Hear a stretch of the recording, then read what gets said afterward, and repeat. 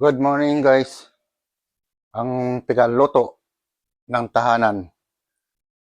Araw ng Sabado ngayon, medyo namalingki ako dahil medyo wala na yung stock yung rate ko. Ngayon, ito yung mga pinamalingki ko. Yan guys.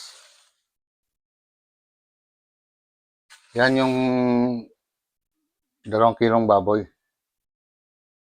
Yan. Tapos, ito yung sa hita ng manok. So, giniling. Pakpak ng manok. Ito yung sa pata.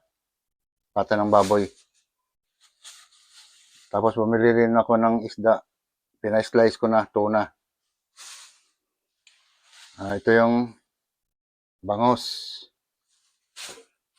Yan guys. Makita mo lahat. Dami. Tilapia.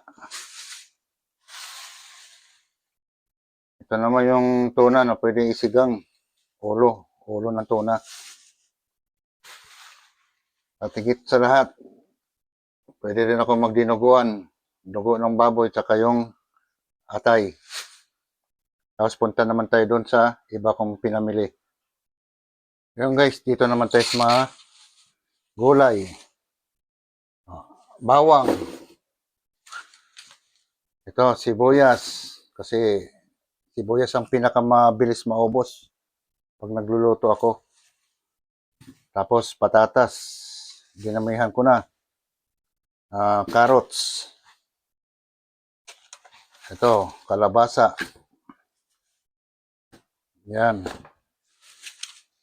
Bumili na akong bell pepper. Tapos guys, ito, talong.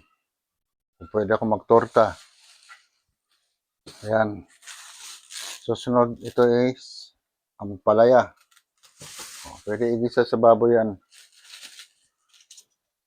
Okra. Pandagdag. Pampadulas.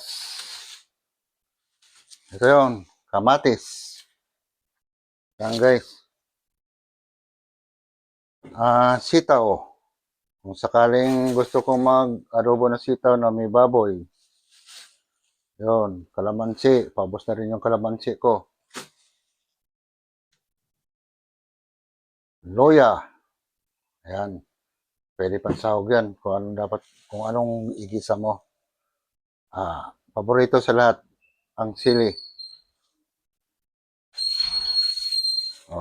Bumili na rin ako ng tokwa. Kung sakaling magluto ako ng tokwat baboy. May libre pa sili. Yung mga suki ko kasi minsan nililibre na lang nila ako. Pagkukunti na lang. So guys, ayan yung mga nabili ko.